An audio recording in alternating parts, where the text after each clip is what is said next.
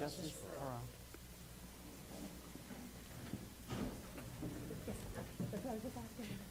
For the record, Chair Karen Friedman and our Vice Chair Mark Fiorello couldn't be here this evening. I would like to request approval of the agenda. Second.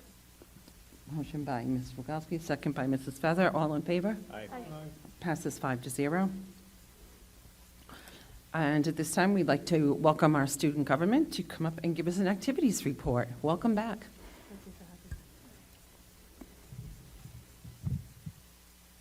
Thank you for having us. Good day, y'all. I am Jeremiah Rocha, Vice President of Student Government. And I am Rose Tomisto, Sophomore Class President.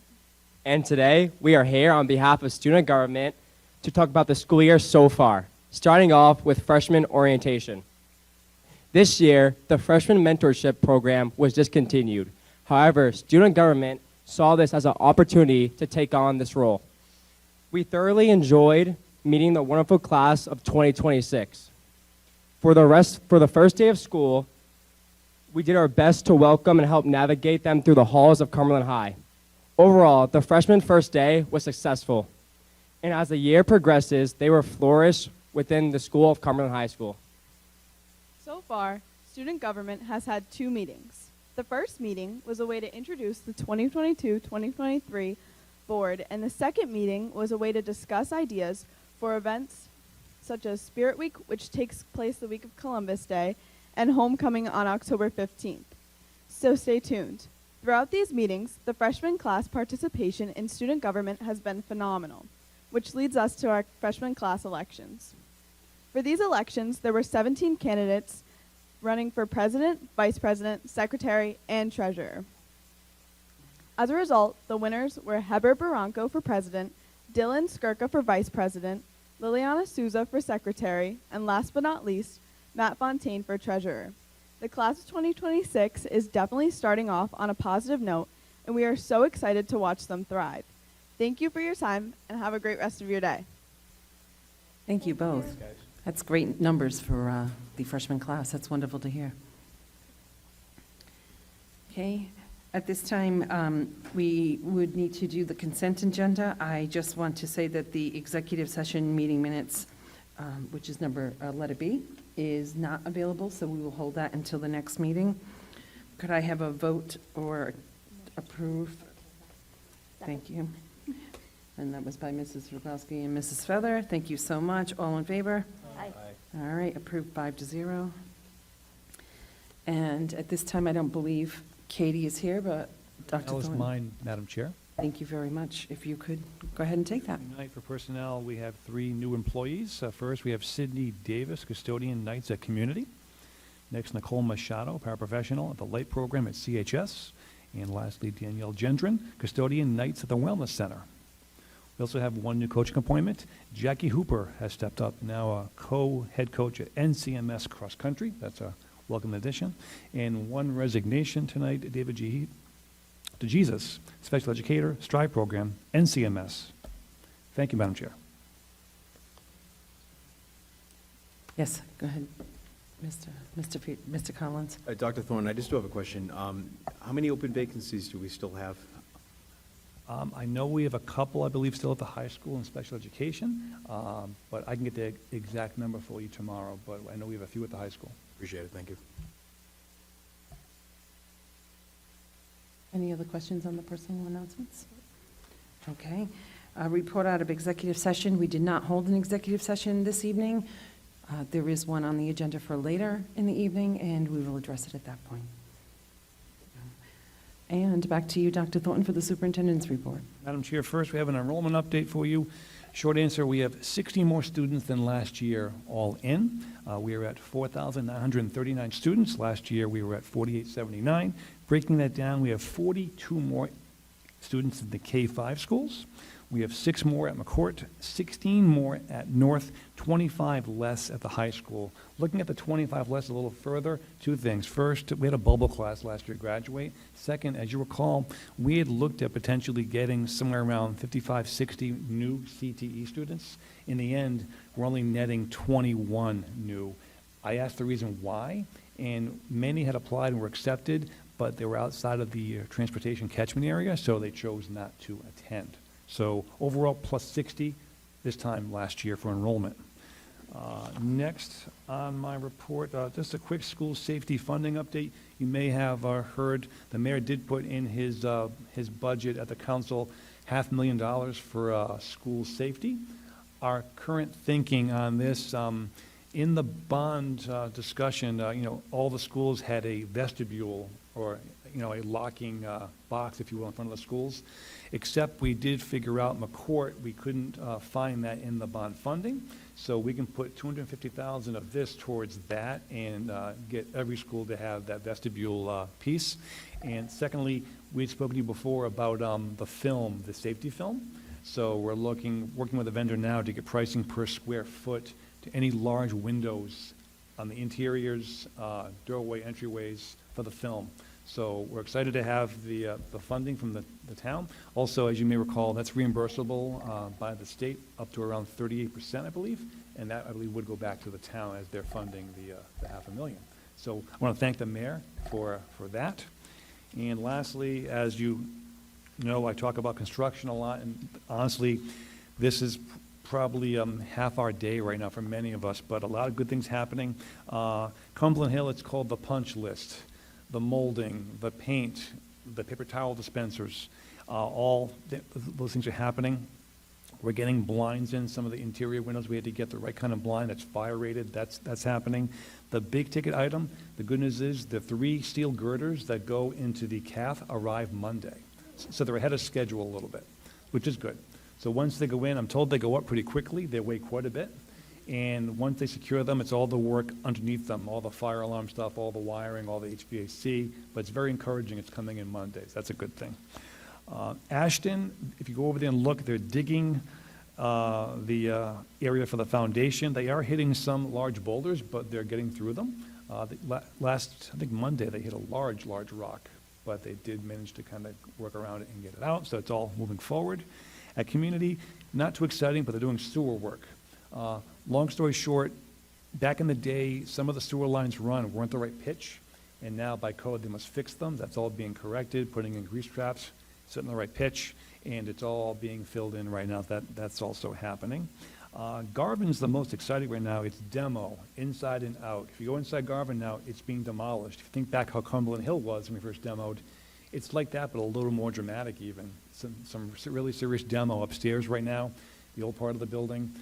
The once library is no more, opened up, floors and hallways being stripped, ceilings being stripped out, all happening. Also outside of Garvin, if you look in the backyard of Garvin, that has also changed dramatically.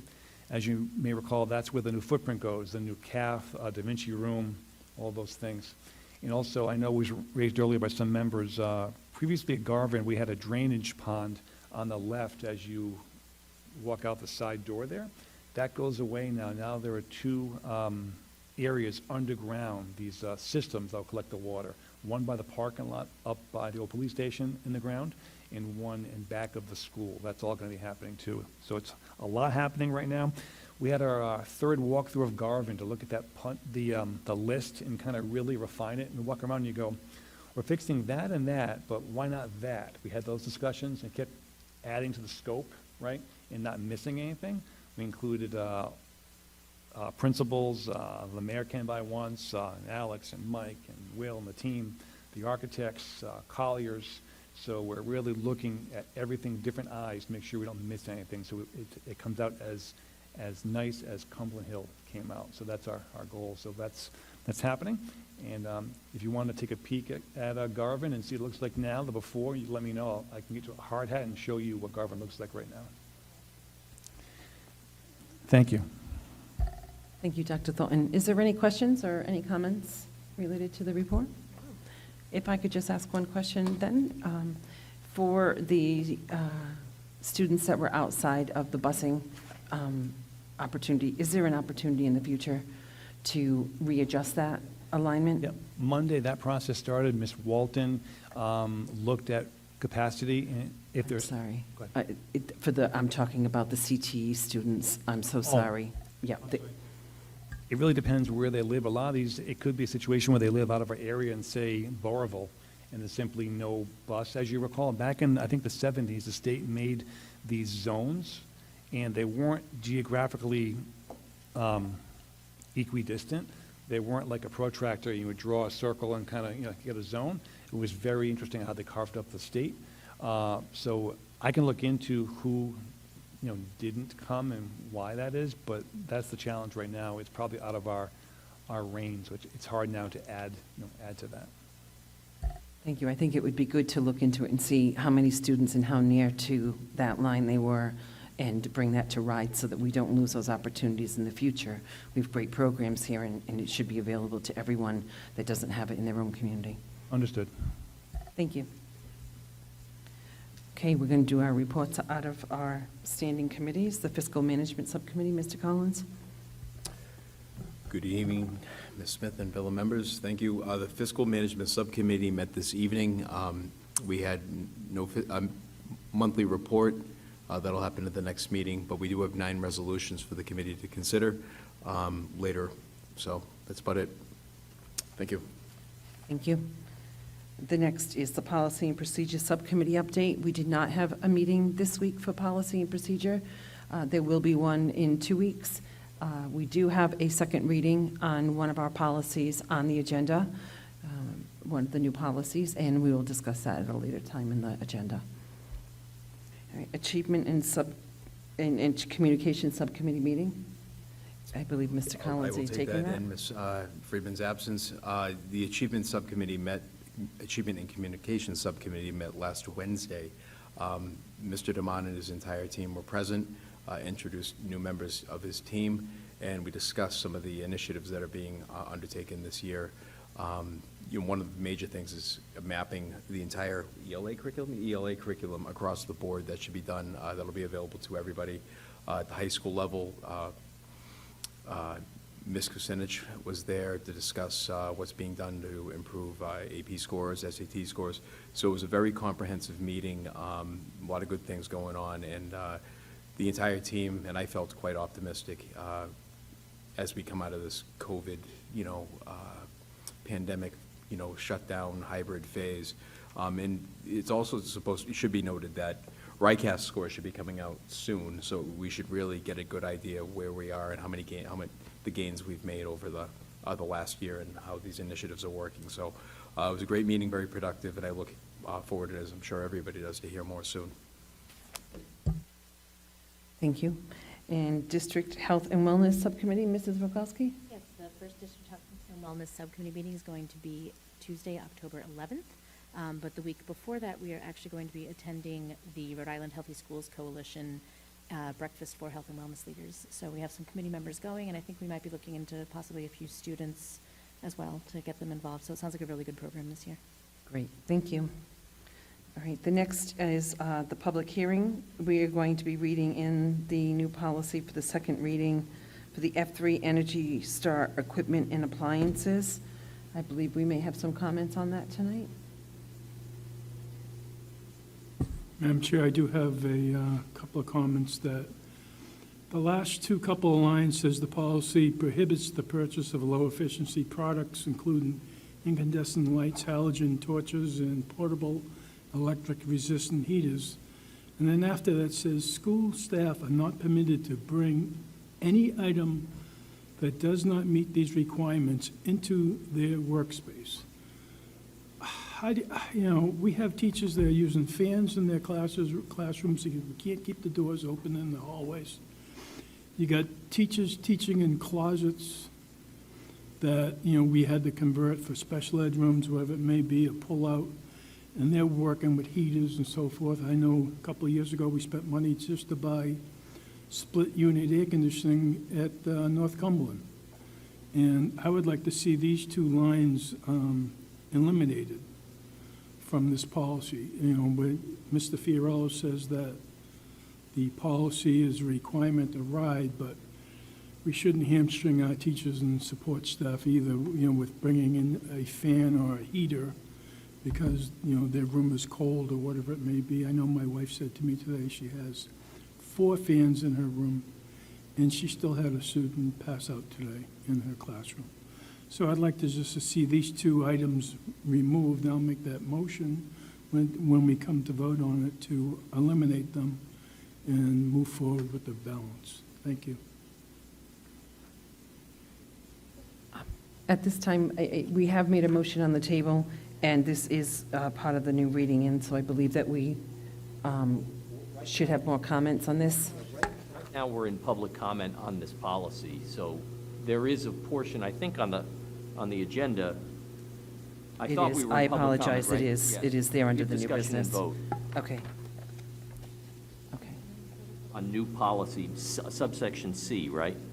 Yep. Below. Yes. Okay, my apologies. Fire me. At this time, we have public comment, though, on the reading in of that new policy. Is there anybody that wishes to comment related to that policy? Okay, hearing none. We now have comments from the public. It's open for any comments from anyone in the public, if you'd like to speak or bring anything up.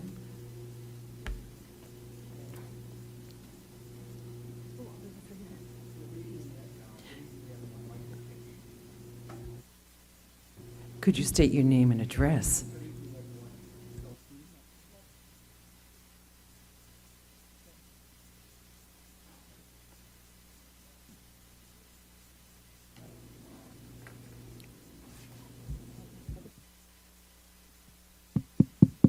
Thank you very much. But again, good evening, everyone. Michael Kinch, 25 Murphy Drive, Cumberland Town Council. Doctor, I just wanted to tell you that I got the projections from Alex, so I would like to maybe contact you this week to maybe set up a quick agenda for our little workshop on the achievement, just to get that ball rolling. I just want to, I don't want to fall through the cracks on that. And basically, that's all I have to say. I just wanted to make sure I could do that. And I want to thank Mr. Collins for coming to the town council last night and updating us on some of the issues you spoke about today. So thank you very much. And is tomorrow a good day, Superintendent? Yeah, okay, I'll give you a buzz. Thank you. Thank you, President Kinch. Anybody else in the public? Okay, we're going to move on to new business. The first is the discussion and/or vote to approve the fiscal year '23 school budget amendment for the Joseph L. McCourt Middle School and North Cumberland Middle School. This discussion did occur in fiscal. I'm going to let Mr. Collins speak a little bit to that before we look further into a vote. I can tell you the vote was tabled at fiscal, but we are open for discussion. That is correct. Thank you, Ms. Smith. So essentially what happened was this, we received this information yesterday afternoon. It has to do with the ESSER 3 funding. And we were flagged by RIDE as a result of our per pupil expenditure at the local per pupil expenditure. So we had an increased enrollment, as Dr. Thornton had just mentioned earlier in the meeting. And as a result of that, it actually will affect our per pupil funding. We established our budget for the year. We have a per pupil expenditure. So under the ESSER 3 funding, schools that fall under a lower socioeconomic status have to maintain the same PPE funding. So the way we had budgeted, we had applied for certain positions, we had taken ESSER funding for certain positions. The bottom line is we've had to shift some money around, and BF Norton and McCourt have to maintain the same local PPE. So as a result of that, we've shifted some positions. This is what this resolution's all about, but it has been tabled by the Fiscal Management Subcommittee, and I would recommend tabling to the entire committee. So I'll make that motion right now, and you can expect a resolution to be voted on in 2 weeks. Anyone else for discussion on that matter? Okay, can I get a second? Mrs. Feather, and all in favor? Aye. Can I just add something? Is it too late? We're all friends here. Okay. The only thing I want to add, because this raises alarms and, funding, the money, there's no extra, and I said this to the town council last night, there's no asking for extra funding or anything like that. It's just moving dollars around to meet the requirements of the ESSER 3 funding. So that's that. So then there's a plan in place, and we'll discuss more at the next meeting. Thank you, Mr. Collins. So I believe that vote passed 5-0. Okay. Moving on from there, a discussion and a vote to approve homeschool instruction requests for the 2022-2023 school year. We have none, Madam Chair. Thank you very much. And next on the agenda is the discussion and/or vote to approve the new policy, that second reading of the F3 Energy Star equipment and appliances. So I believe we have comments on that? Thanks so much. Does it make sense, since Mr. Fiorello is not here, for us to table this? It is the second reading. It did pass through the first reading, I believe, at the last meeting, or the one before that. So we can go on and have that discussion. I did speak to Mr. Fiorello. He did bring up the concern that was raised, and he did sound that we could adjust that. Okay. There is a motion on the table by Mr. DeMonica to, The motion, Do that. that motion was back then, it wasn't? So there's only been a motion to table, no second. I think Paul might want to make a motion. I know we talked about it. to amend. Yeah, but that's, Okay. right now, there's a motion. Okay, I asked, I No, didn't it was a ask for a motion to amend. Oh, okay. I asked if we should table, because Mark wasn't here. I did not motion. Right. I don't think. Did I motion? Thank you. I just heard table, that's all I heard. I heard chairs. Okay, Madam Chair, as I had spoke a few minutes ago, I would like to amend the policy. I know Mr. Fiorello puts a lot of time in his policy group as well in regards to getting these done, but I would like to move the last two asterisks. This policy also prohibits the purchase of low-efficiency products, including incandescent lights, halogen torches, and portable electric resistant heaters. And the next one is school staff are not permitted to bring any item that does not meet these requirements into their workspace. I know Mr. Fiorello got back to me, and he felt that the fans and the heaters aren't Energy Star anyways, so it would be okay, but if it's okay, then why put it into the policy here that, who knows, down the road, someone can say, well, the policy said you weren't supposed to do that. So I make that motion to strike those two from this policy. So Mr. DeMonica makes a motion to amend and strike the following, the last two asterisks on that policy. Do I have a second for discussion? Mr. Collins?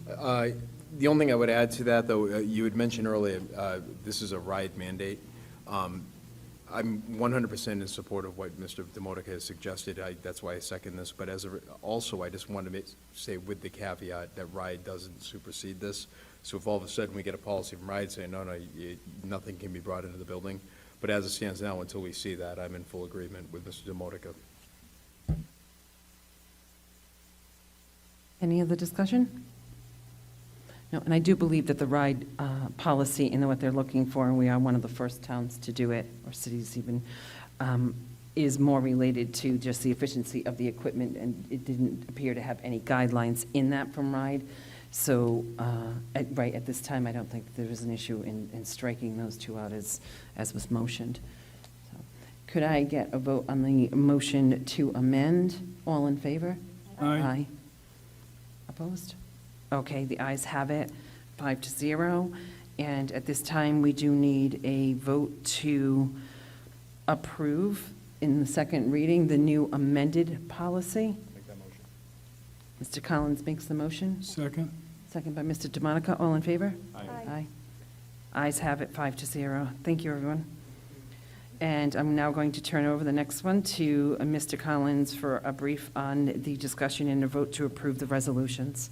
Okay, thank you very much. We have 9 resolutions before the committee tonight. They are all budgeted in. There's nothing new here. This is stuff we're already using.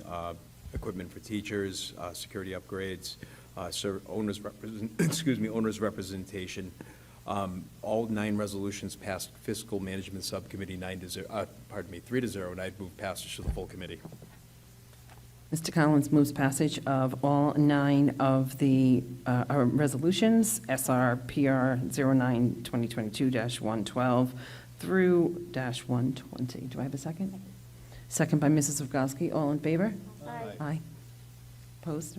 Okay, ayes have it, 5-0. Thank you so much. We have a discussion and a vote to approve the payment of bills. No bills this evening. All right. Yeah. At this time, we do have the school committee comments, school liaison reports. I do have one. I just like to say to the teachers and staff of the Cumberland School Department that no one should insult them or swear at them because they're not getting their way, taking a hissy fit. And that as a school committee, these people work for us, and they shouldn't be degraded like that. So I just want to tell those people out there that I apologize on those people's behalf because it shouldn't have happened. Thank you. Thank you, Mr. DeMonica. Mrs. Rogowski? At our last meeting, we hadn't yet been to the reopening of Cumberland Hill, and I just wanted to just reiterate our thanks to all of the staff and the administration and central office, just all of the hard work. I don't think people understand quite how much work went into that opening to get it ready, especially that push that last few weeks. And it is such a wonderful, beautiful space. And so just thank you again from all of us. It was an incredible job, and the students are very lucky, and I'm excited to see the rest of the schools. Thank you. Anyone else? No? Okay, at this time, Dr. Thornton, I believe that we have executive session discussion for this evening. You do, Madam Chair, and I believe it'll be right in this location, so we'll need to just pack things up and clear the room. Okay, at this time, I don't know, do we have a vote on that or a decision on whether that's going to be an open or a closed executive? It is going to be a closed, okay. Thank you very much.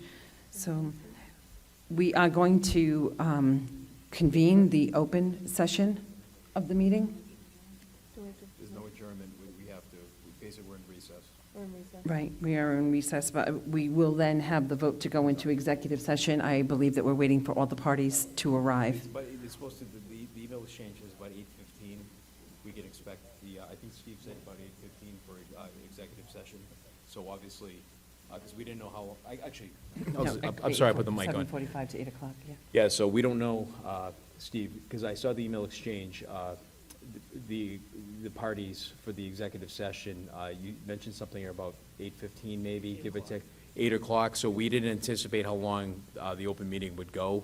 So, I mean, sometimes they run till 10 o'clock at night, so we had obviously, we have a very short meeting tonight, so we're going to have some time, so I would suggest that we're in recess until executive session convenes, because adjournment's not on the agenda. So we will go into recess at this time, and we will open back up when the parties arrive to vote to go into executive session. Thank you.